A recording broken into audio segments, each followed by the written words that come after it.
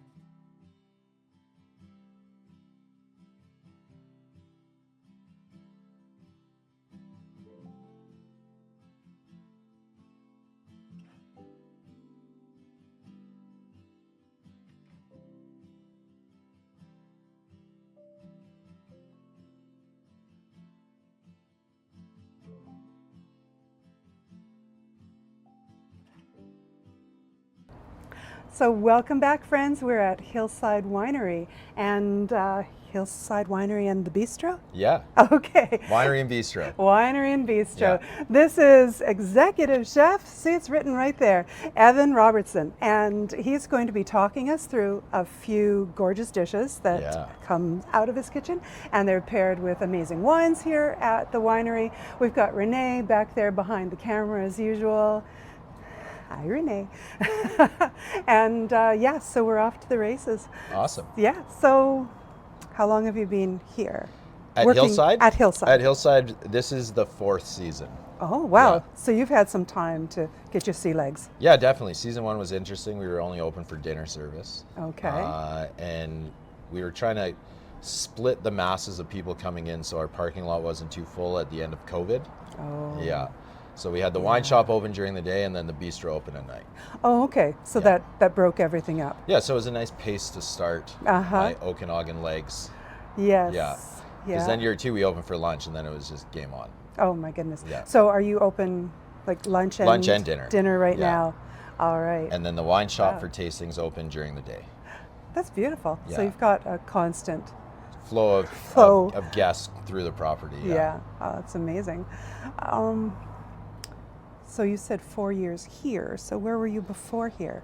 Calgary, Edmonton, Vancouver Island. Oh, yeah, wow. Kind of all over. You've been around. But not quite. I don't know. Yeah, I have. So any places we would recognize if you name drop them? The Airy Resort on the Malahat in Vancouver Island. Oh my goodness. I had friends that always used to stay there and I was jealous. Oh, it's a beautiful spot. Yeah. I heard Donald Trump owned it at one point. Is that true? Yeah, very interesting history behind that.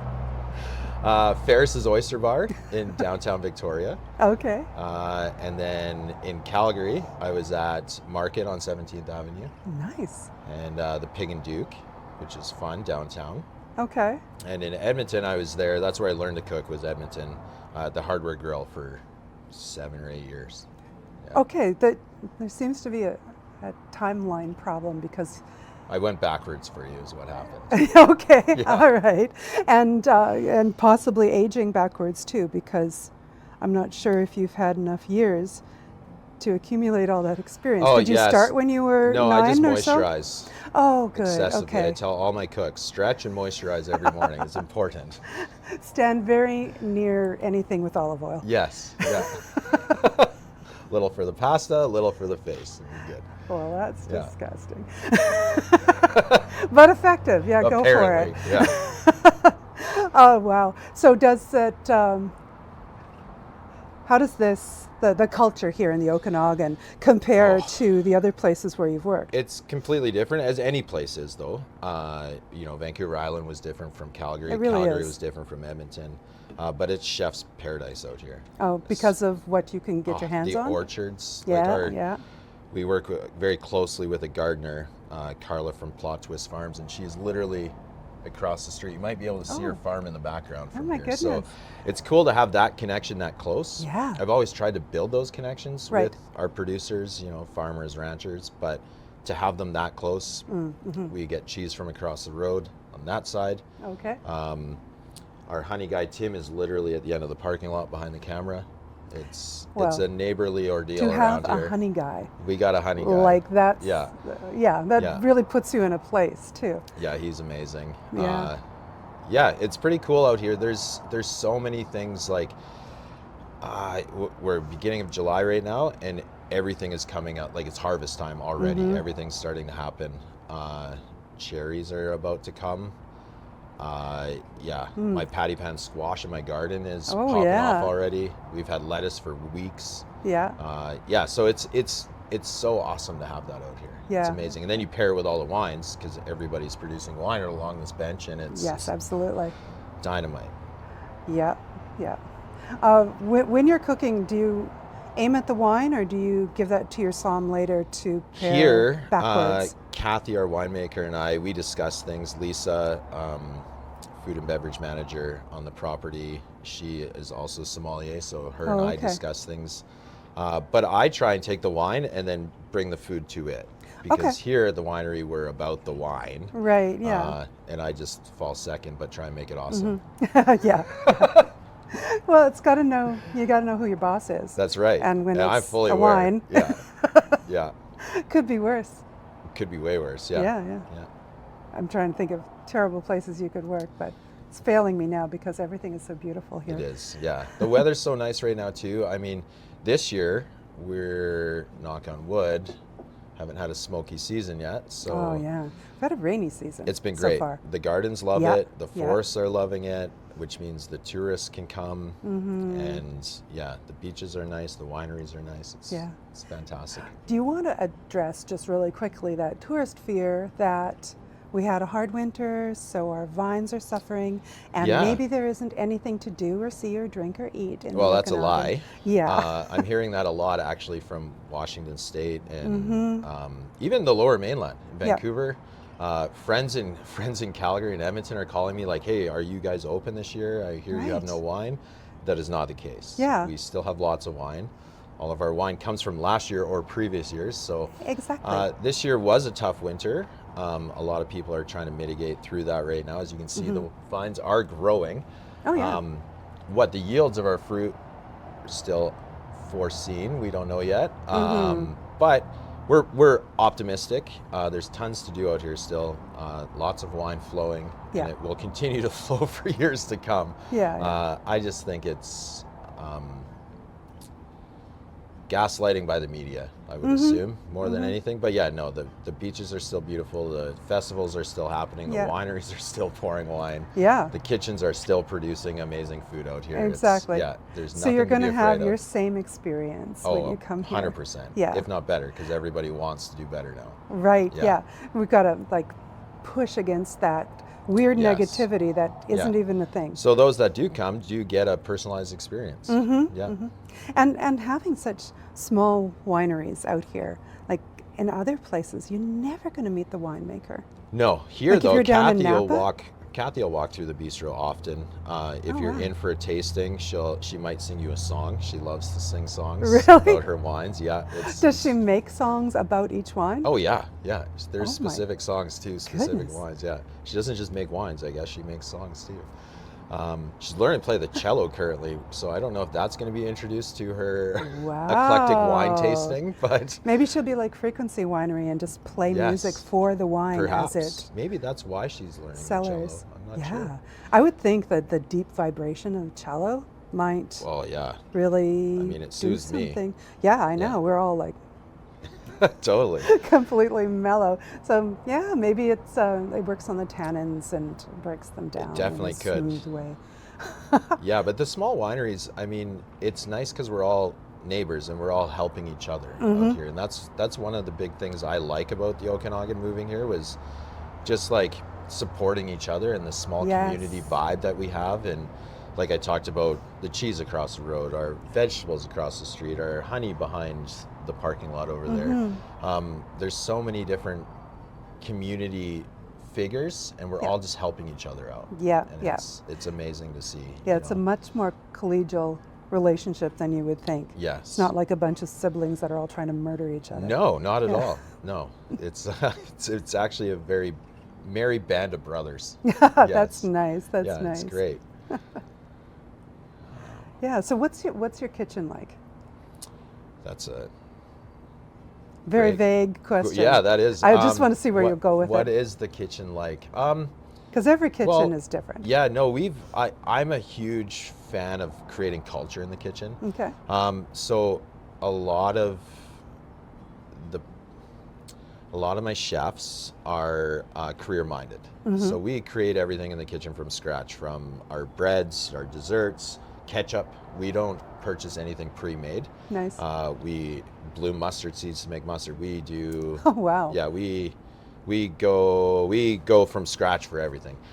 So it's a great place for people to learn. You know, of chefs. I just got back from Vancouver with one of my young apprentices who did a young chef competition for the Shane. Oh, actually. how'd he do? He won. Oh my Yeah, gosh. congratulations, that must feel Connor. amazing. Yeah. Way to go, Connor. Yeah. Yeah, it was really cool to see. So it's just it's a really good environment for young chefs or cooks in general to learn, because we are doing everything from scratch. I like to take that a bit further and not just, you know, support locally. We do a lot of foraging.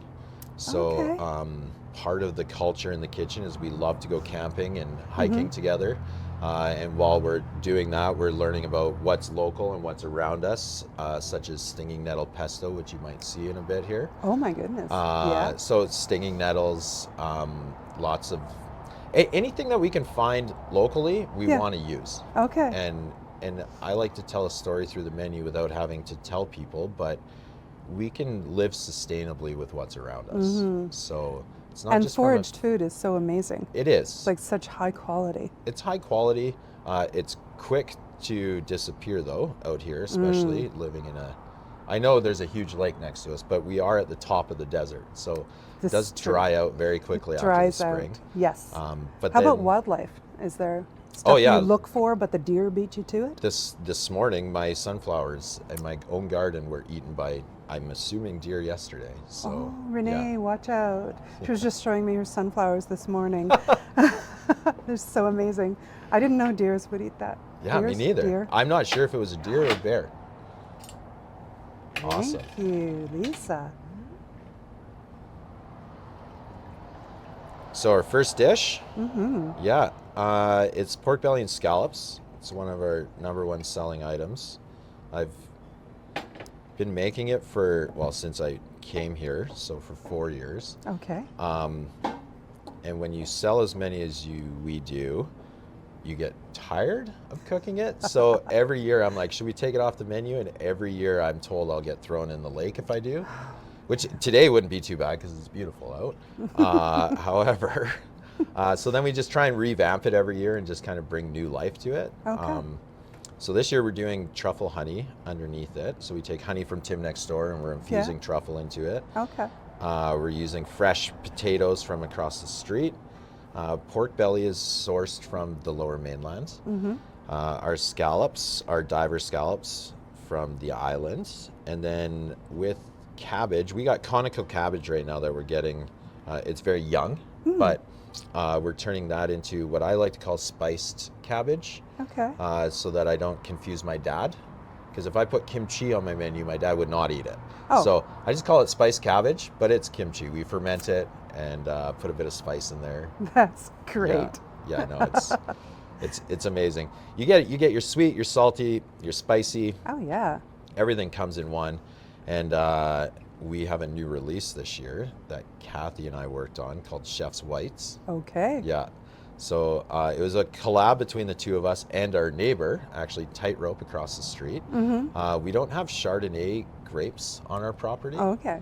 And Chardonnay grapes, well, Chardonnay is kind of my favorite wine. But Tightrope does? Tightrope does, and they had a surplus this year, so Kathy was thankfully thinking of me. And so we had Tightrope ferment the Chardonnay grapes in a stainless steel across the street, and we fermented Semillon and Sauvignon Blanc in a clay vessel on our side of the street, and then Kathy worked her magic with it, and it's a beautiful wine. It's called Chef's Whites because we paired it. It's all the whites that we like, and we put it together, and we built together. But it's such a good food pairing wine. Like it almost pairs with almost anything on my menu. It's wild. Kathy's a magician. So this would be a real safe sort of wine to bring to a dinner party? 100%. Yeah. Because it'll go with something. It will definitely go with something. Yeah. There's a little bit of sweetness in the dish. This will have it. If there's a little bit of spice in the dish, this will have it. Oh, wow. It's wild. That sounds amazing. Yeah. So how do we want to start with tasting this gorgeous thing? I'll leave that up to you. Oh, no. I hate that. So much pressure. Okay. I think we need to build a channel. Yes. Get some things out of the way. We need some engineering. Can I serve you? Please do. It's always the moment when I become very uncoordinated. Yes, and start throwing food all over the place.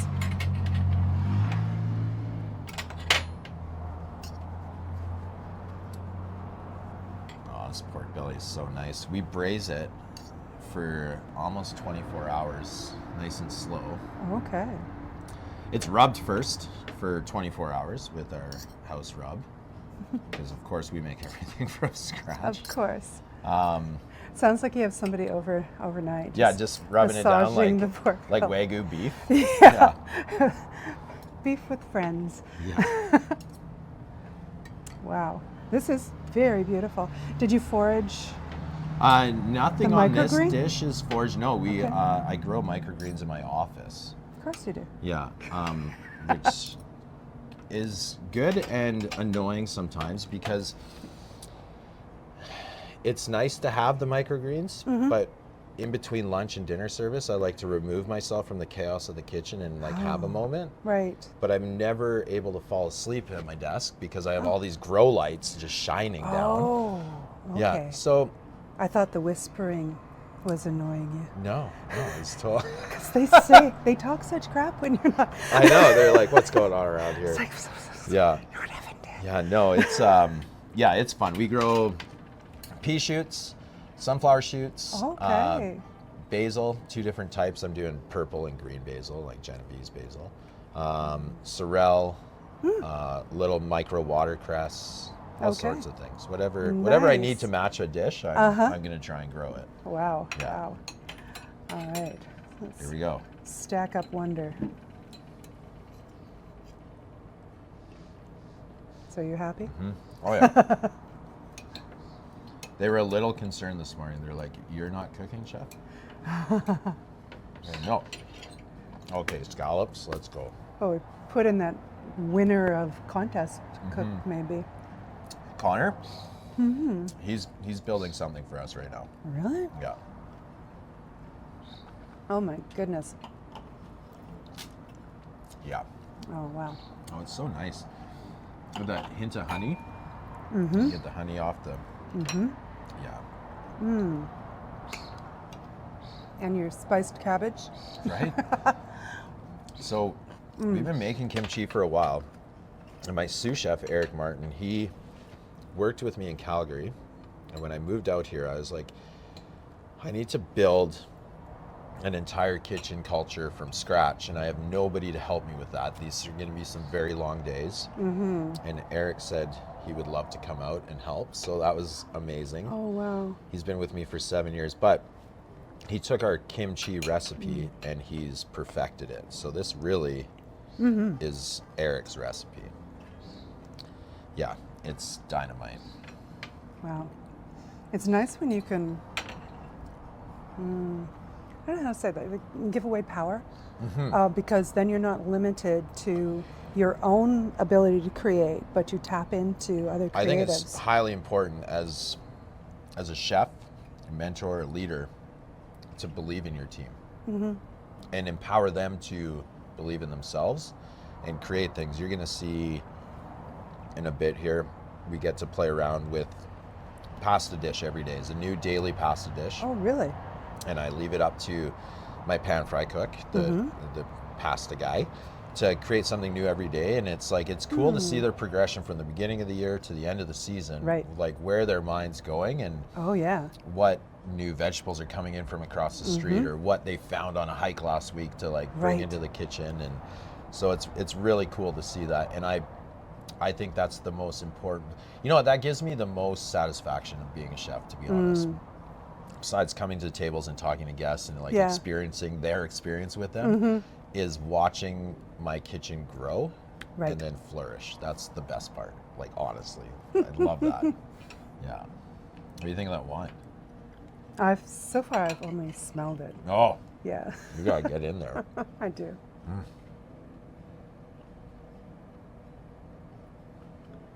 Wow, that's very textured. Right? Must be that. It's the clay pot. That's the clay pot. Yeah. Kathy's going to beat me if I'm wrong with this, but I'm pretty sure the way the clay pot's built is so that when it's fermenting, it's just rolling on itself. So it's like constantly stirring its own lees. Because it's alive. Yeah. Yeah. Oh, that's, I think that is. Yeah. I worked at a winery where we used a ceramic egg for a lot of things. And it had that same kind of internal thing. Where we had a ceramic egg to cook in. To cook in? like the green grill? egg, I think they were saying. Yeah. Like with the charcoal in it. And they had it propped up underneath the hood vents. Good thing. Oh, wild, yeah. Yeah, because that's going to Fire cough department up. would not like that. No. Just sitting in the back of your prep hall. Oh, no kidding. Against your nice wooden wall. Yeah. Oh, I've got a story about that. When I was in Edmonton at the Hardware Grill, I learned how to make brulees. And I didn't turn the propane torch off completely, and I put it back where it was. Oh, no. And like 3 minutes later, So chef is gassing. yelling at me to put the wall out because it just had a little bit of flame coming out, but it lit that wall on fire. Yeah, he taught me how to drywall the next day and fix a wall. That was, you learn everything as a cook. Oh, yeah. Yeah. Jack of all trades. How to unclog the sink and put the wall back together. Yes, yeah, correct. Amazing. Wow. Well, I see our friend Another dish coming here. Lisa with the never-ending train of food. Thank you, Lisa. You're amazing. These pairings wouldn't be here today without her. That's for sure. This is so She nice. silently gathers up everything. Yeah. Gets out of Dodge.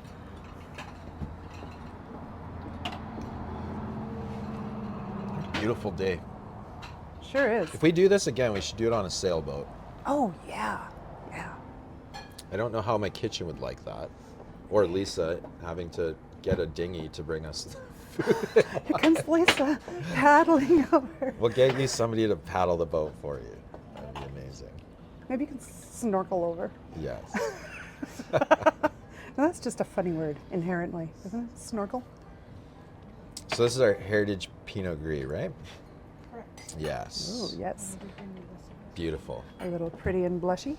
Yeah, we have two different Pinot Gris. We have the Heritage. So you can see it in that camera. So tell me some more. Yeah. This one? Yeah. So the one we're going to try is the Heritage Pinot Gris. It's the closest, as we talked about before, Chardonnay to my heart. It's what I would consider the closest to a Chardonnay for the basic wine drinkers out there. Okay. It's on lees for 6 months. It's like nice and creamy and full palate. But we do also have an unoaked Pinot Gris, which is a beautiful color right now. Like this. It really is. When Carla actually came in yesterday afternoon and sat on the patio and we chatted about what kind of vegetables chef wants for the fall. Yeah. It's so great. I get to like pick. So what are you thinking for the fall? I'm like, what do I think, or what do you have? Like, Right. It's amazing. Anyways, we were drinking the unoaked, and it's such a nice patio wine. But we have our house-made pasta. So that's perfect. It came next, actually. Look at that. Cole today created a stinging nettle pesto. And then Lisa, actually on her way into work, stopped by our garden that we're growing ourselves. We're trying to expand a bit. Okay. Not trying to take away from Carla, but it's really cool to allow your cooks to like show them the garden, and then they feel a lot more closer to their food. They stop burning it less once they know the hard work that goes into it. It's like their children. Yeah, exactly. You're not going to burn your children. But Lisa stopped by and grabbed us some patty pan squash from our garden because it's the first thing that's nice. Yeah, so that's amazing. I love growing those. They look so cool while and they're they're growing. so delicious, just grilled. Yeah. Oil, salt, pepper. That's all you need. Yeah, it's amazing. Hard to really screw up a patty pan. Yeah, it is. And apparently you can grow them very easily. If I was able to grow them. Yeah. I haven't had if much I got trouble. them to fruition, then anybody can. I'm pretty sure of it. I've even had some success with eggplant. Have you? Yeah. That's just growing the one- little. I have cute one little plant ones. growing, but Yeah. I don't know if it's same with Yeah. peppers this year. I'm having a very hard time with peppers this Oh, year. I always have a hard time with peppers. How are your peppers doing? Are they blooming? Yeah. Nice. So Renee has the cutest little plot, and I don't know, her soil is like supercharged or Yes, something. It's just amazing. banging out stuff. Good. It's got green beans just ready to go. Wait, so this. Yes. Oh, that's lovely. The Pinot Gris. It's gonna pair well with that pesto, because the pesto will cut through like the creaminess, the texture of this. Now, stinging nettles, is that just the regular kind of stinging nettles that we would avoid as the children? same thing you fall into off your bike as a Yeah, kid. yeah, exactly. And you get really annoyed. It helps when you're older with arthritis, I find. I was recently at my physiotherapist, and they say I have chef neck from staring down my entire life. Chef neck. But stinging nettle, if you just touch it against like your wrists, if you have, it's supposed to help with arthritis. However, I'm not prepared to just cover my neck yet in stinging nettle. So you don't have your chefs But yeah, just whack you a little before prep? That would be hilarious. If they're watching this, I'm sure they're going to try it now. Oops. Yeah, great. But all we do is we just steam it. Yeah. You can steam it to take the stinging property away, and then Okay. you can use it very similar to a spinach. Yeah, That's cool. It's like a kind of like cross- finding out that skunk is actually delicious. Right? Yeah. I don't think it is. Wild. I've never tried it either. But you could but try it. I want that on the fall menu. I'm intrigued. I was interested in the idea of marmots, because in our garden we have They're everywhere. many marmots. And they seem to be volunteering. Yeah. However, I've been told that they are not edible, so I'm not going to even try going down that path yet. Who said? We do have plenty of quail around here. Oh, yeah. And I joke that I drive to work with a hockey net in front of the Jeep Yeah. and just collect them as I go. But after the first year I was here, I put quail on the menu because every time I'd walk to my car, it sounds like they're making fun of me. It sounds like they're laughing. And I was like, no, you're They going are. on the menu. That's Yeah. it. That's it. I'm putting you on the menu. Shall we try this? Oh, yeah. Okay. Okay. Can I dish you again? Please do. Please do. Please. Give me one of those if you need it. We're gonna have so many spoons. I know. There's spoon rich. Yes, we are. Here's our little squashy These tomatoes are from Carla across the street. And we Carla. just dehydrate them, Nice. and it just concentrates those flavors. It's Okay, like- tomato water. I Yeah. just saw a TikTok about it. Okay. And that basically, TikTok tells me all the things. Yeah. So it's talking about slicing tomatoes, leaving them in water overnight, and then taking that water and using it as a base because it's For what? extremely umami, and it's That's- almost like MSG as far as how Sure. it behaves. But instead of doing that, why would you put more water on the tomato? I don't know. That's why I'm You just curious. I mean, juice the TikTok tomato? told you to do it. So TikTok told me to do a lot of I would things. just we do I don't know if it'll show up today, but we do the tomato florets. So I call it tomato confit. We blanch a tomato, peel it, and then cut the guts out, dry it in the oven, and then throw it in oil and like thyme, garlic, and like a bunch of flavors, and all that flavor just that's penetrates nice. that tomato. Yeah. Because we dry it 'Cause out you a dried bit, it, so it's and then ready to wants, suck it all yeah, in. it wants it back. Yeah. But with all the guts that come out of the middle of that tomato, I just throw in a colander with a coffee filter for those at home. We use a fryer filter. We don't even have a deep fryer here, but we have fryer filters for this reason. Yeah. And we just throw it in there, hang it in the fridge for 3 days, and all that water just drips out. Okay. Then you can use that as tomato water. But I don't know why somebody would soak a tomato in water. Yeah. That seems... I figured I'd ask there's enough water in a tomato. Real person. The gardener would know. How much water does it take to grow a tomato? A lot. Yeah, it's all tomato. It's all water. Yeah. So all that water is in there. Yeah. We should just extract it. TikTok, I'm coming for you. TikTok, feeding us lies. That's right. Bad information. Okay, patty pan squash. Ooh. Let's grow. That is so good. I can't get this off the plate. There we go.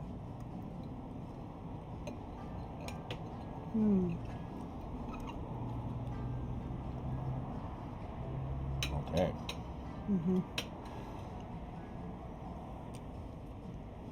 Yeah. Wow. And you're making your pasta fresh every day? Yeah. We broke our pasta roller yesterday. Luckily, Penticton's big enough. We have a Canadian Tire. I can go get a new Canadian Tire. And then I got a phone call this morning because we weren't able to make pasta yesterday. It broke, so we got a new one. Then we had to wait. Didn't have time in the day to roll it out. And so the first thing he did this morning was get the pasta roller going. And I get a phone call, and now the mixer that runs the pasta roller was broken. So I had to bring mine from home this morning. It was wild. It's just like, what can go wrong will go wrong. Yeah. But we got it. Especially when there's pasta on the menu. Yeah. Yeah. We sell a lot of it. That is really good. It's so good. And there's nothing like fresh pasta and a really flavorful pesto. Yeah. Pesto comes through. It's not too salty. No. Pairs nicely with that wine. I made a pesto out of radish. Nice. So nice. A little bit of a kick. My sous chef, Jason, he loves to forage. He's like, politely to Jason, he's my plant nerd. But he came into work the other day. His radishes had gone to seed. And I don't know if you've ever seen a radish seed. It almost looks like a Thai green chili. Yeah. And he's like, these things look so cool. What can we do with them? And I'm like, well, let's try it. Well, let's eat it and see what. And it just tastes like a radish. It's not like super spicy. Okay. So we just pickled them, and now we have these beautiful little radish pods. They look so cool. Yeah, that's what I love about our kitchen is we can do interesting things whenever we want. Yeah. There's sort of messing around and coming up with amazing stuff. Yeah. Yeah. I guess so. It ends up being amazing. We're just having fun. The non-amazing stuff, I'm sure it just goes in some it deep goes dark in the family meal. Family meal. We'll feed it to Lisa. Exactly. Yeah. All the food that didn't work.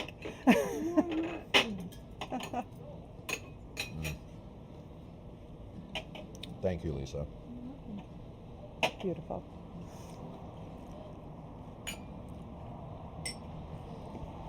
Nothing like a 5-course meal. In the middle of the morning. Yeah, it's delightful. Each course we ate 3 bites.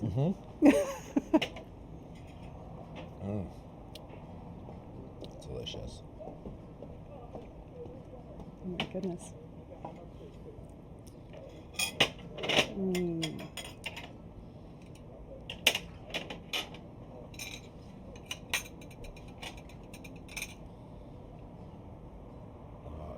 You're so good. You should probably do this for a living.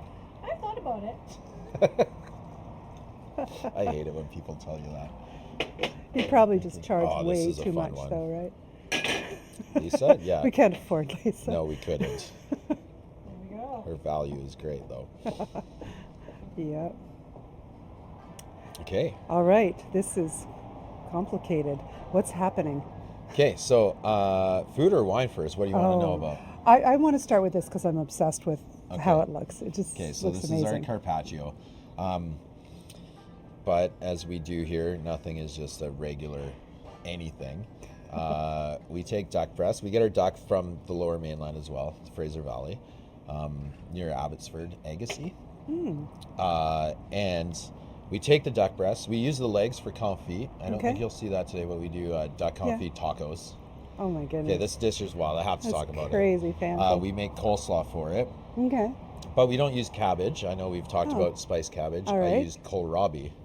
So I can spell it Kohl, slaw. It's still coleslaw. Coleslaw. Yeah, so it's fun. Wild. Yeah, we do duck confit. So we take the legs from our ducks and we turn it into confit, and then we take the breasts and we cure it, then we smoke it, and then we slice it real thin, and now we have, it's basically like a duck ham, but it's carpaccio. It goes further than that. Yeah. Elderberry flowers, or it's their seed, I guess. Okay. The berry from their elderberry. We take that, and when we're foraging them, and we pickle them, so we turn them into like a caper. Yeah, they look like capers, but a weird shaped caper. Yeah, it's an elderberry. Like a teardrop capers. Totally. Elderberry capers. Yeah. Okay. Wild. Nothing's normal. All no, right. Nothing. The tomatoes are back. Welcome. And then we have this. Well, it's arugula. It's like spicy Mizuna lettuce from Carla. And then we have a nice mustard. We bloom our seeds, mustard seed mayo on top. Oh my goodness. It's not your Hellman's mayo, but I bet it's not. still just as good. Shall we? Just as good as Hellman's? I love Hellman's. Like I'm a sucker for Hellman's mayo. Love it. I don't know about that new olive oil. Yeah. We probably shouldn't talk about brands, should we? We can talk about them, but we can't show them. We can't talk crap about them. Brand recognition. Oh, I'm not. I know, you love it. No, I'm into it. I am into it. Yeah, the olive oil one, that's I think the one I have at home, and then a little jar of the stuff I've made myself. Yeah. Which wasn't awesome. No? No, it was a bit bitter. You're the one you made yourself? I wonder how we can fix that How can we fix it? I just taught my dishwasher last week how to make aioli mayo, and she loved it. She thought it was so rad. I think this is her gateway into a very long, moneyless career of becoming a chef. Full of joy. But she loved it, and what we do right at the end when we're done, so it's like lemon juice just to thin it out. But if you put too much lemon juice in it, it can go quite sour. I think it's because I didn't really use a neutral oil. I used a blend of olive oil and avocado oil to start with. Yeah. I think it was the olive oil was a bit too pungent. Yeah, pretty punchy. We just cream it right at the end, just a little bit till it goes white and fluffy. A little bit of like room temperature water. Oh, okay. Yeah. I'll try adding a bit more water. Yeah. I love that moment when just at the end fluffs. Yeah. I love it too because it stops throwing stuff at you. Yeah, it's true. It is a kind of an angry little thing and to then make. Your kitchen's like, chef, you're a mess. What are you doing? Of course I'm a mess. I'm making aioli. It's happening right now. So this one, I'll just let you. Here. I will serve you again. There we go. Yes. Trade out. Okay, Gamay Noir. Oh. So this is the 2020. Oh, I haven't talked about years of these yet, but so this Gamay Noir is the original grapes planted on the property. How long ago? Oh, don't get this wrong. In the 80s? Okay. I don't know if it says when. Yeah. But it's the original block, so we call it benchmark Gamay. Yeah, we call it the Founder's Block. Founder's Block. Oh, it's so good. This we built this dish for this wine. Oh, that's how it came about. We needed a bit of smokiness, so that's why we ended up smoking the ham. Okay. Just to match this, but it's like this wine sings together with this dish. It's amazing. Oh. When you taste this, you fall in love with Kathy instantly. Let's go. Renee's watching No. Lisa's watching gestures from the side. Mm-hmm. She had that, I'm interpreting what's happening. Yeah, what's going face. on over there? Oh. What are they up to? You know, I am biased. This is my food. But I would order a second dish already. It's just on the first bite. Mm-hmm. Mm-hmm. Oh, that's so good. Mm-hmm. This dish came to fruition as we talked about collaborations in the kitchen. Jason, my plant nerd, this was one of his ideas. He took an idea that we had, that we created together, and then he just blew it up. Oh my goodness. It's like the elderberry caper came from his brain. It's like, it's very awesome. Oh, that is, yeah, that's phenomenal. Right? Yeah, yeah. Just, and all the different flavors and textures have kind of evocative nature, you know, where you think about different parts of your life. Yes, thank you. That's what I want. Yeah. Create memories, right? Yeah, yeah. Invoke Something about food thoughts. Food and wine. They just bring you back to cool things. Yes. Yeah. Amazing. Yeah, for some reason it makes, I grew up right beside a lake in central northern Manitoba. Okay. And kind of feels lakey to me. I don't Yes. know what my father may have given me to eat, because he was always making interesting Manitoba mustard. I'm sure you had a lot of mustard There was growing mustard, up. yeah. Probably like smoky barbecue, something in there. It could have been. Yeah. Yeah. We were often like cooking meat over like a dead fire. Yes. Like just that the smokiness coals and the, like the smell of the lake and just the whole environment there. So when are we going to visit? Oh, gotta go. Yeah. Gotta go. Yeah. Yeah, that came in noir. And yes, this is Right? primo pairing. Yeah. Yeah. And this moves, the saltiness of this just pulls the fruit. Oh, it pops right out. Yeah, yeah. It's gorgeous. So, did you grow up in a foodie family? No. This is one of the most embarrassing conversations ever. Well, that's our pull quote. I've gotten myself in trouble a couple times answering this question, but it's fine. I will talk about it. Growing up, I grew up in I grew up in Surrey. Okay. So in the Lower Mainland. And my parents both worked downtown Vancouver. Okay. So it was like, So they're it gone was all a the rat time. race. Yeah, for them. It Yeah. was like, Dad would rush home from work on the train, onto a bus, get home, pick us kids up, take us to sports, soccer, or baseball, or whatever it is. And dinner on the way was like beans and wieners on toast. Or what's another good one? My mom loved, she called it diet pizza. It was a piece of toast with ketchup and a dry oregano sprinkled on it and a Kraft slice into the oven. Yes. Yeah, that was my culinary upbringing. Oh, we get fancy at Christmas time. My dad would. This is a good one. This is a good trick at home. Flavored sparkling water in with your frozen bag of like peas and carrots, vegetables, and then heat it in the microwave. That's when like I knew we were having like a good family meal, is when Dad would come home from the grocery store with like peach sparkling water. Like, I could see a mint wild. sparkling water and None of it was good. cook some peas in it. It was sustenance for sure. Yeah, no, it wasn't really a culinary family at all. Like we always ate dinner together. Like there was always that around the table family environment, which I like to like offer to my guests when they're here, is create memories for people, because I think you do that over food and wine. Oh, you do, yeah. But I didn't fall in love with cooking until like I started cooking for myself and my sister, so that way Dad didn't have to rush home and cook, and that kind of spearheaded some things. And then I read a book and then decided to move to Edmonton to hunt down a restaurant. Wow. And, yeah. What was the book? Kitchen Confidential. Oh, It's no a gateway way. drug for a lot of chefs. Yeah. I read it and I was like, this Wow. is wild. That didn't make you want to run the other way. No, No, not at all. It was just like this whole idea of this culture, this subculture. Yes. And like the passion that I was reading, you know, it's nuts. I was actually talking to Connor about this on our way home from Vancouver, because he read it last summer after he's only been cooking for a year. So he read it and he loves it. And I'll read that book every couple of years and I'll get something new.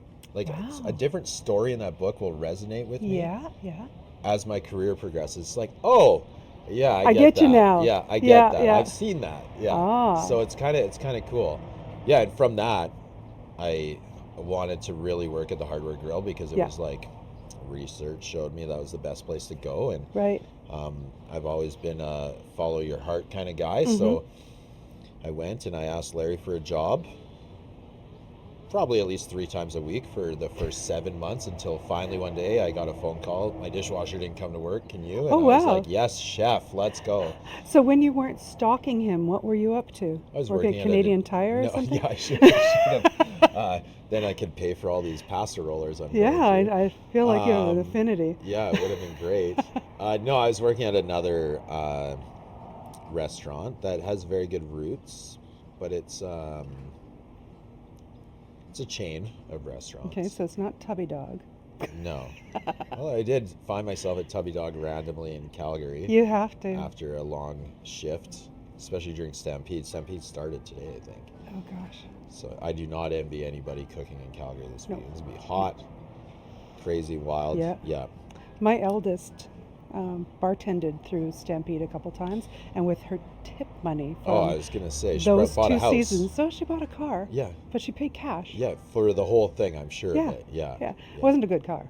It's still, you pay cash for a car. Yeah, I mean, yeah, it's for good. bartending for it's busy. 2 Stampedes. Yeah, it's good. It's good money out there. Yeah. I do miss that vibe sometimes, like living in Calgary and that like excitement of Stampede and surrounding of it, and the whole city like rallies behind it. Obviously, I mean it's one of their biggest draws. But even when the floods were happening out there, it was like, what was their slogan? "Come hell or high water." We're having the yes. And then this year the exact opposite. They have no water. Yeah. So come hell or no water. Yeah, come hell or no water. We're making this happen. It's drier than you hope. Yeah. Exactly. I really enjoyed the vibe in Calgary, but I love it out here way more. It's definitely a vibe here, very wine country, casual. Yeah. And it's looser. nice that from a chef standpoint, you're so busy in the kitchen and you're constantly running and making sure everything's working, and then you're out talking to guests, so you're just on the go all day. And here I drive to Naramata, quiet and peaceful. Yeah. And it's like nice to like put your shoulders down at the end of the night, sit in your garden and hope no more deer have come and eaten everything. Yeah. Maybe today there's a bear ripping up my raspberry bush. I don't know. But that's better than I like my raspberries. I know. keep them around. Yeah. I made a simple syrup with my raspberries the other day. Delicious. Made a little video of it. Yes. With it was raspberries, rosemary, and lemon. Oh, beautiful. So good. I was making wine-based cocktails with it. So that was the base of a spritzer with some very, very cheap white wine. Cool. Yeah. I figure if you're putting ice in it in a simple syrup. Yeah, I'm not going to taking it to a different take level. one of your wines. It's like, that would be a waste. Don't tell Kathy we're using the Pinot Gris. And I'm making sangria. Yeah. Oh my gosh. No, I deserve to be thrown in the lake for that. We talked about, we were like coming up with ideas on how to, more offerings for people that are just coming through the wine shop in the afternoon that don't want to sit down and have a 2-course meal that we offer. And we're spitballing about wine slushies. And everybody at the table was like, this would be so good. And Kathy, you could see it happening on her face. She was like, do not do that to my wine.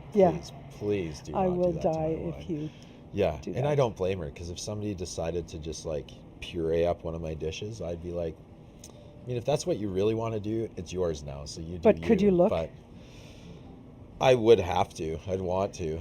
I'd want to see the carnage. Because then I'd be like, okay, maybe what if we put this in it to make it a different color, so at least it looks edible? I don't know. I would have to see it go down. It would be brown. Yeah, I would be. I think Lisa's back. I'm stealing more. I think so too. Do you want another one? Yeah, quick. Yeah. I do. Yeah, okay. Quick before Lisa gets here.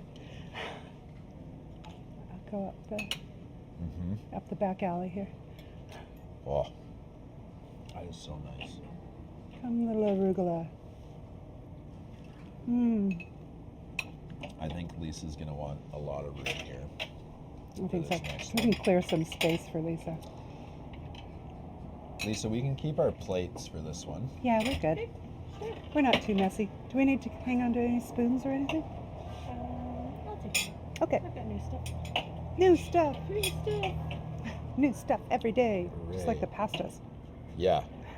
Yeah, it's fun for them to be able to do that. To just have that like creativity. Yeah. Sometimes at the beginning of the season, they always feel a lot of pressure.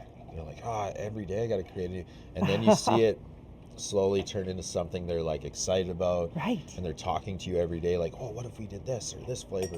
How does this work? And it's like, it's a great way for them to learn flavor pairings, and it throws Lisa and I something to do every pre-shift at lunch, trying to match a wine with their flavor combos. Yep. So it's like, okay, what do you think of this? What do you think of that? It's great.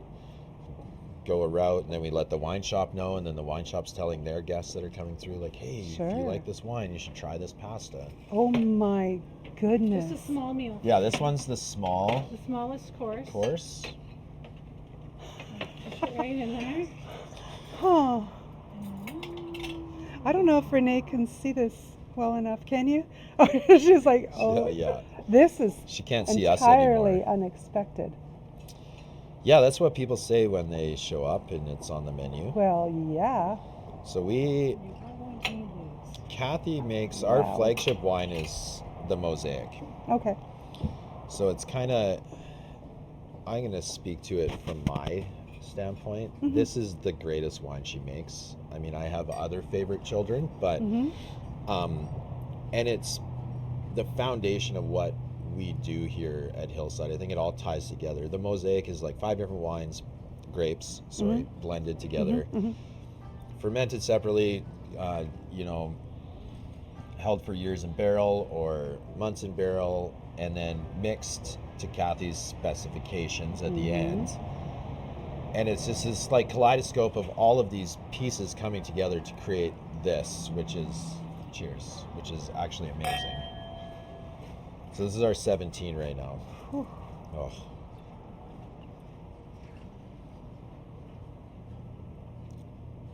Yeah. Kathy, you did it again. Wow. But because of this wine, it being our flagship wine and the kind of the story behind it, I needed a dish on our menu that holds its own to this. Like, you'll never be able to like stand next to this wine. It's impossible. No. It's like this wine should big. have a show on its own. Yeah. It should. Yeah. But learning my culinary technique in Alberta, I wanted to go with something big. So we have a beef tomahawk on the menu. Gosh. It is, I label it as 55 ounces, but we butcher whole primals in our kitchen.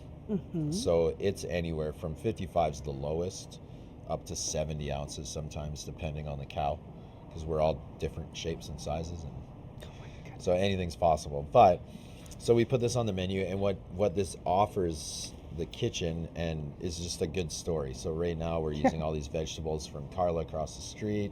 We have a tiger blue cheese butter from the ladies at the Poplar Grove Cheese on the other side of the street. We're combining in the kitchen all of our Mosaic friends and family onto one dish as Kathy has created her wine. It's just, yeah. I don't know how do you want this? I'll just put that there for you. Okay, you got room for anything else? No. Whoa. It's me, Renee. Wild. So what's happening over there? Like, yeah. I'm gonna I didn't caveman make Lisa do this, out there. but normally when we serve this, I have the service staff say moo when they pour. Really? No, that's just mean. That's just mean. That's just mean. Chef, don't make us do that, please. That's wild. Chef, that's power tripping. Yeah, it totally is. And I never would. Or maybe. I don't know. How do you like your steak? Anyway. Okay, good. 'Cause we serve it, medium rare to medium. It's beautiful. But it all depends on what side of the That's right. beef you're getting. So I'm gonna give you another good piece in here. They're probably all good pieces. Yeah. Oh yeah, they're all gonna be good pieces. Yeah. Wow. So this is like the showstopper. No kidding. And it's crazy because we have it on the menu. We serve it for two. I mean, it could serve a family of four. Yes. But we offered it lunch as an addition to your 2-course. Not an addition, but a replacement of. If you and I were out for lunch, we could, instead of getting an entree each, we could get this for an upcharge. And then it's offered just as its own on our dinner menu. Yeah. But what happens is the patio's full, and we'll sell one, and then we'll sell 5 after that. Yep. Everybody sees it as like, whoa. Yeah, because it's a wow.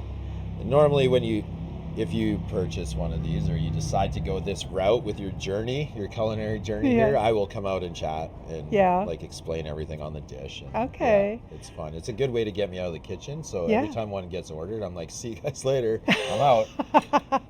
Amazing. How about some salt? Oh yes, please. Yeah. What are some strange things that people have asked you or said to you tableside? Oh, there's a lot. I bet. We had a table last week. This is always a fun one for chefs. We had a table that 3 adults and a child. And the bill came into the kitchen. It was like the 3 adults got the pork belly and scallops, all 3 of them. And the child got the gnocchi. Denoted on the child's gnocchi. This is so incredible. Oh, yeah. Yes. Shellfish allergy. Okay. So the 3 adults at the table were going to eat shellfish around their child who... Did they ever have to touch their child? Apparently not that day. No, put the kid in a bag. He's like, this is wild. Yeah. Like, what's nice about our kitchen is we cater to all sorts of dietary restrictions or needs. Gluten, dairy, vegan. Carla, our gardener, came in yesterday with her friend who's vegan, who I actually got to eat bacon. I know. Did she know? It was a wild chef flex. No, yeah, full on. We talked about it because Carla, with the bacon that we make here, well, I make it. We're selling our bacon. Yeah. Yeah, that's a fun 12-day process. We cure it for 10 days and then hang it for a day to dry it, and then we smoke it. And it is so good. We used Tim's honey from next door. It's dynamite. But Carla, farmer, loves my bacon.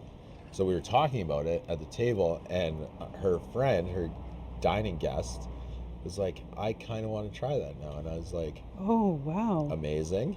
Yeah. So, yeah.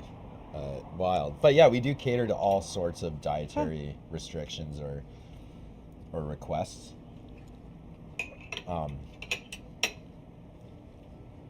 What I'm seeing a lot lately is nightshades. Okay. Wanting them or wanting them not? To avoid. Yeah. I blame TikTok. Yeah, I would too after that tomato comment. I need to find this. Well, my son's band is named Nightshades. No way. Yeah. Great tie-in. Because they kind of sound cool. Yes. But also it's tomatoes. It's just tomatoes, yeah. We're just tomatoes. And peppers. Great flavored water. So good. Oh, this man. is so good. Yeah. What do you have in the little cow up there that moves? So that's our Bordelais sauce. So we take our beef stock and we reduce it down. We get to use, the nice thing about the winery is I get to use wine from the winery to cook, but I'm not taking that blue cheese. Yeah. I'm not just taking wine from the bottles. What we do every pallet we bottle here, we have to take one bottle of wine off. Oh, yeah. And store it in a really, not the greatest spot to store a wine. Okay. Not temperature controlled. It's not in the sunlight or anything, but we just keep it in a corner of the cellar. Just in case it's out in market, right? So good. Just in case it's in market and somebody doesn't like it and they think the wine is off, we can go check that bottle. Okay, sure. From that pallet to make sure that, and once that SKU is sold, completely gone into the public, then I get that bottle to cook with. So last week, I'm pretty sure I pulled out like a 2011 Mosaic out of the cellar, out of my cooking cellar. Oh, I was like, my goodness. This almost feels sacrilegious to just pour it into my demi-glaze and reduce it. Jeez. But yeah. So, and then we use bone marrow. So we roast our bone marrow and then we take the bone marrow out and we use that bone to plate our tartare on. Okay. And with the bone marrow, we use half of it for our bordelaise sauce, and then the other half we completely clean and render to get the fat out, and then that's what we pop our popcorn in. And we serve our popcorn with a rose salt. So roses from the property. At the end of the vines, we have roses growing. Of course. And as they're dying, we'll just go out and we'll snip them all down. Yeah. And we'll dry them in the sun or the dehydrator in the kitchen, and then we'll blitz that up with some rose hips that we'll find in the spring and the fall. And we create rose salt with it, and then we have this masculine, feminine popcorn.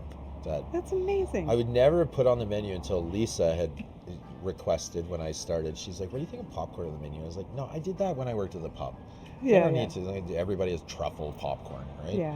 It's like, truffle parmesan popcorn, and I was like, I don't know. But then she was kind of like, let's have like a nice salty snack for people, so we can get them drinking some wine. Right. It's a great introduction. Is that on the Appy's menu, or is it integrated in something else? No, it's on the menu. Yeah, you can just grab it. You can take it to go. We had a woman buy 2 of them the other day to go, and and then what I thankfully said yes to Lisa's idea, and then it's kind of created itself into this. You're kind of a rock That's star. terrifying. Yeah. Walked in at a good time. No, you did. Yeah. I was telling her how you forced my hand on popcorn. Yeah. And it turns out it's the right thing to have done. Yeah. Do you mind if I dip the spoon in there? I want to Oh, taste get it after, apart. yeah. Okay. Please do. I don't mind at all. I'm just always so curious makes me about happy. components. Yeah. Oh, man. Yeah, are we good? Yes. I'm licking it off my palm. It's that good. Okay, good. Yeah. Oh, Renee. Do you feel so jealous? You should. This is what you and Tobias should get. Anniversary. Yes. He's a meat man. Meat man? Meat man. Man made out of meat. Meat. What? Are we all? Kind of? Yeah. Yeah, kind of? I don't know. We if edible, don't like to but think about how edible we are. No, that bear that was rolling in my garden that perhaps got my raspberry bush probably thinks once or twice about how edible we could be. Yeah. Ooh. And my mom has a bear that she's interacting with almost every day. Really? Yeah. Soon to move in? Might. Wow. Where's your mom live? Manitoba. Okay. Up by the lake still. Up by the lake. Okay. Yeah. Yep. She's Lisa's nightmare is woman. bears. Not so much. No. Okay. Snakes, yes. Snakes? Yes. yeah. How about Bears are bears? okay. What about bears on planes? Oh, that would be. Yeah. See, wouldn't that be chaos? Yeah, that would be worse than Snakes on a plane? No Not problem. so bad. It's just a snake. But a bear, you can't really flush. Samuel L. Jackson? Yeah. Yep. Movie? Yep. This new part. Part 2. And now bears on planes. Yes. More than one. No. It's got to be plural. One's in first class and one's in the back? Yeah. No way. Get out. I always want to fight with the first class people. Are you one of there those? we go. No. Yeah. See, you'd be down in steerage. Whatever with I me. get. Yeah. Whatever's available. Yeah. We're in the luggage bin. Flying. Are you kidding me? We don't get to fly very often. Okay, soiree. So Soiree is a small lot. It's our port that Kathy makes. It's hand bottled. It's small fermented, but it is so good. It sells itself. Like when we were talking about what we were gonna showcase today, Kathy was like, "You don't need to show." I'm like, "We have to. It's so good, Kathy. Yeah, yeah. Like, how could you not?" But at the end of our meal, it's so nice to finish with this wine. It is very, it's fruit forward.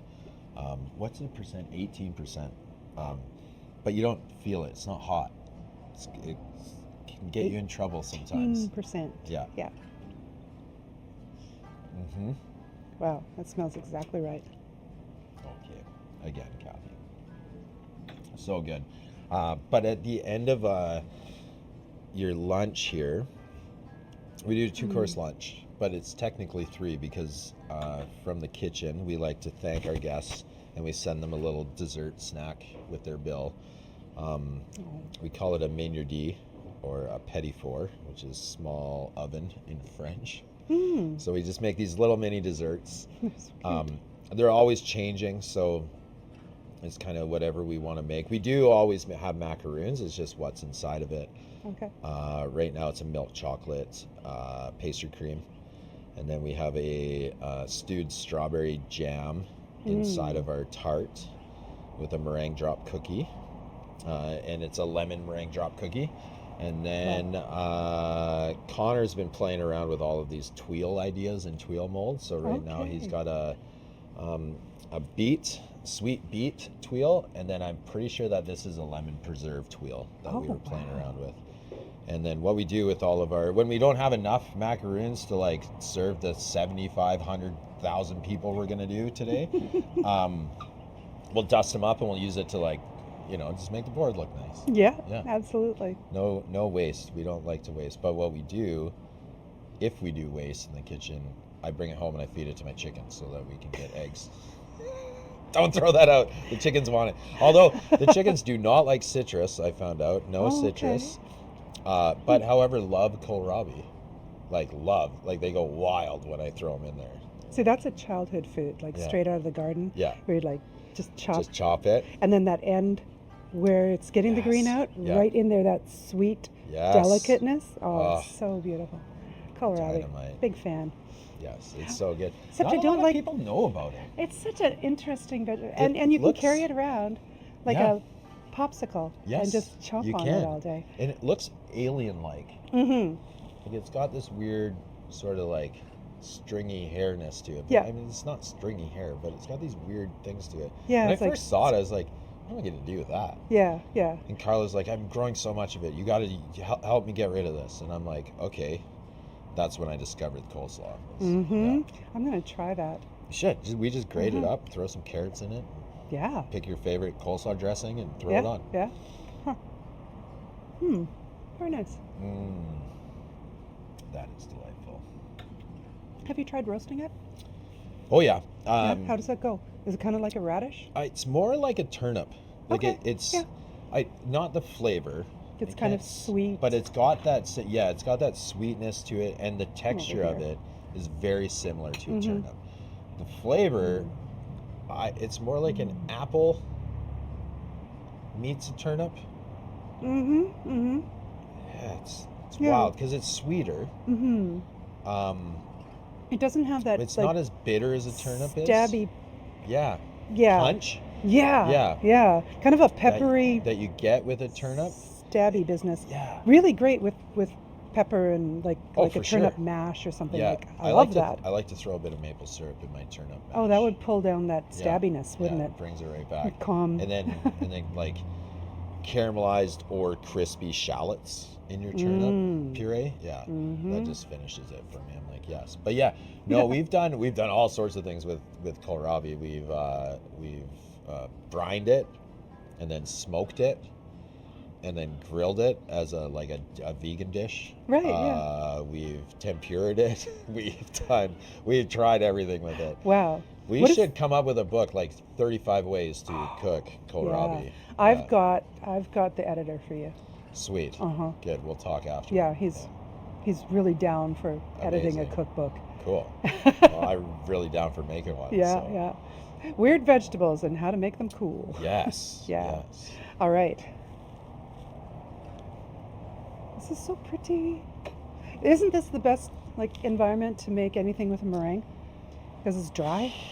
Sometimes. Or does your kitchen get to be a sweaty, No, boily place? actually, it's probably the servers hang out in there too often because we have air conditioning in there. Right? We're like the wine cellar and the kitchen are the two spots that are like you can get away from it. Yeah. When I'm like, the kitchen appreciates it because when I'm on the patio talking to guests and like getting excited with them about their travels and like where they've been and what they're doing and where they're gonna go eat tomorrow, I can get caught up and stay out of the kitchen sometimes too long. So they're happy when it gets hot because then I have to retreat to the kitchen. But we stop playing with your people and go back in. Yeah, literally. We had some learning curves with the macaroons because the meringue, it's similar thing. They're not easy. No. And we discovered a trick. Hey, Renee, I'm going to twist this. Want to come in? Yes. We discovered a trick this year on how to, because we were getting the feet, but they were exploding on the top. We were like having all these things. And you know what it was? All it was just the angle of us piping it. Okay. Like we tried temperature, we tried stiffness of the egg whites, we tried resting for the skin before we put them in, we tried banging the air out more, we tried banging the air out less. Coming into direct? No, instead of direct, we just, Jay, you'll like this, 25 degrees. Just pull it over, just a little boop, which is so backwards to what you would think.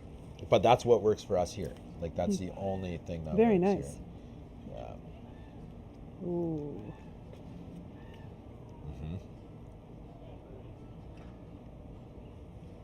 These are perfect. Melt in your mouth, and then a little bit of chewiness in the middle.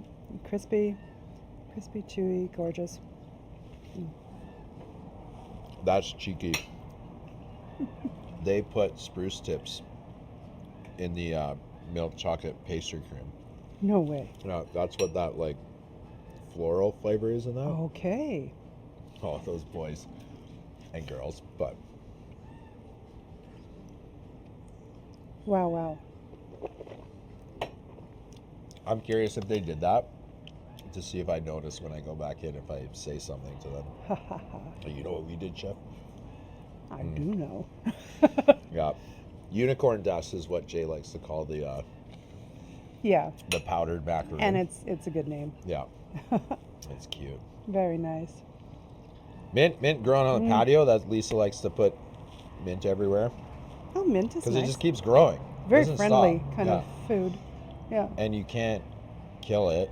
Oh, it takes over the whole world if you let it. I picked mint out of my garden that I was growing, and I was done with it. I'd already replanted it somewhere else. So I picked it and I threw it because I like everything just to like die down and regrow. Okay. And where it landed, it has now grown a huge patch. Like you. Yeah. No, it's like, who do you think you are? Invasive species? Yeah. I mean, very much. Yeah, maybe. Yeah, I think won't quite go that far. Our gardener back there, she sequestered all of hers into a clay pot. Yeah, I think you have to. Yeah, has it come back anyway? Yeah. Yeah. I'm scared of my dill this year. That might happen. Oh, I might have reseeded my dill bed twice because it wasn't coming. There was nothing happening. And then and now you've got 4 or 5 weeks later, I'm like, darn it. fine, I'll reseed. And now it's like, it's a forest. Situation. Oh, yeah. It is a forest. But I'll just cut it all and dry it and use it somewhere. It'll be fine. I've got a parsnip situation out of control. We use parsnips in our gnocchi right now. Nice. So it's potato and parsnip. It's nice. We put it with like a carrot puree. It's very seasonal. It's delicious. Some of mine is just blasted out of control, and I think it's mostly wood. But I'll look for some of the younger ones. I've never tried, but I hear like horror stories trying to grow parsnips. Yeah, there's parts of mine that have gone to seed are taller than I am. Wow. Yeah, I've got a parsnip situation. Oh no. Yeah. Yeah. Get the. I want to find out if the tops are edible. Get the National Reserve garden. I know, or your deer. Yeah, I'll send them your way because I don't want them anymore. Yeah, send them down to Kelowna. Up, Ups. down, Yeah, up. up. I think Either way. I don't know. Yeah. It's really hard to know. If he can get over Okanagan Mountain, he'll have to go up and then down. So Oh we're my both gosh. right. Yeah, It's yeah. fine. We were at Shoot Lake the other week. Oh, it's doing beautiful up there. Oh my gosh. Yeah. I took my little Mazda up that path though. Oh, okay. That was kind of a mistake. Yeah. Yeah, get a Shaken bigger up. car. Shaken up. A little yeah. freaked out because I hadn't been there before. So I'm like, does this road ever end? Will this happen? Did you come from the Kelowna side? No, no. You came up through. Yeah, I had Naramata, watched yeah. what happened to my daughter's car when she went through the Kelowna side, and it was You like, made good clearance. yeah, she Yeah. didn't have it. Her grill was just bristled with twigs, Oh. and she was And this- hysterical. it was basically free. Stampede bought it for her. Yeah, it's fine. true. Yeah, it's true. fine. I think it was the upgrade after the Oh, no. Stampede car. I know. Now Yeah. she got to go back and work again. That's all. I know. All right. Well, we're done, right? Is Yeah, there? no, that's it. Thank God, because It's just, I know, that's a lot. You asked for 5, so I know, and I hooked it up. you brought it. Good. Wow, this is fantastic. So yeah, tell everybody how they can find you, and if we need reservations. Facebook, Instagram, all those lovely things. We do have a wonderful new website, actually just launched this year. So the website, hillsidewinery.ca, I do believe. I think it's. Yeah, I'm pretty sure so. it's .ca. You don't need reservations, recommended, of course. Anybody with a dietary issue, I tell people this all the time. We will do anything for anybody because we like to. But if you tell us ahead of time, we have more time to plan and get excited and like create you a memorable meal instead of just piecing one together on the fly. Right. Yeah, reservations are recommended, but not necessary. It's kind of like if you have a reservation, you're gonna get the best seat in the house on the patio. We might have to put you on the lower patio if you don't have a reservation. But your inside dining room is gorgeous too. It is beautiful. Yeah. Yeah, it's this building that helps. There's no wrong place. No. And then we recommend reservations for the wine tasting as well. Okay. And we do wine and food pairing. It's called Flights and Bites downstairs. So Okay. you get like a little bite of food with a wine, and then they'll tell you the whole story of the wine. And if you go that route, you get some wines that you normally wouldn't get out of the wine shop. So Ooh. I highly recommend that option if you're Okay. going to do tastings. Oh, that sounds wonderful. But we're open right now in the summer. We're open 7 days a week in the wine shop. You can stop in, do a tasting, buy yourself a case of wine. The bistro itself is open Wednesday to Sunday. We're open for lunch, 11:30 till 2:30. We take our last reservation, and then dinner we're open from 5 until 8:30. We take our last reservation. But our patio's open all day. We'll serve snacks and such. But yeah, just come down the property and check out the cool building. I mean, we didn't even get into why this building was built or how it was built. There's so many great stories. It looks and ancient. well, yeah, and I think it was the 80s. So the 80s were ancient ago. Ancient no, ago. Let's not get into that conversation because I'll feel very old. I don't think you were even born then. 1980. Wow, yeah. I remember 86 very well. It was like awesome expo. Expo 86. Yeah, this building's very cool. It's built on top of the wine shop is in the old house that was on the property that Vera owned when she Okay. decided to create a winery. Wow. But all of those stories will be told to you if you come. Okay, Yeah. so come for the stories, stay for the food. Yes. And the if wine. if you order the tomahawk, you might get to Yeah, meet I'll him. come out and say hi for sure. Yeah? Yeah. All right. All right, so thank you for joining us, and thank you so much for Thanks your for time and your coming. generosity. Yeah, of course. Love this. All right, and so from me and Renee, adios.